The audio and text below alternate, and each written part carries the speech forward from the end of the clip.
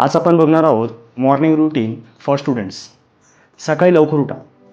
5-6 वाजता तुम्ही उठू शकता. सकाळी हवा ताजी आणि मन शांत असतं.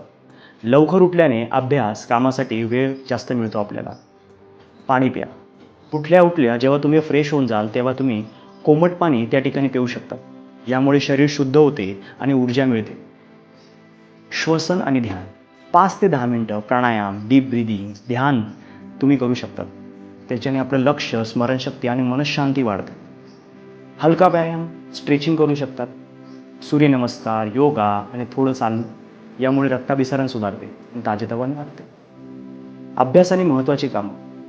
मेंदू सकाळी जास्त फ्रेश असतो.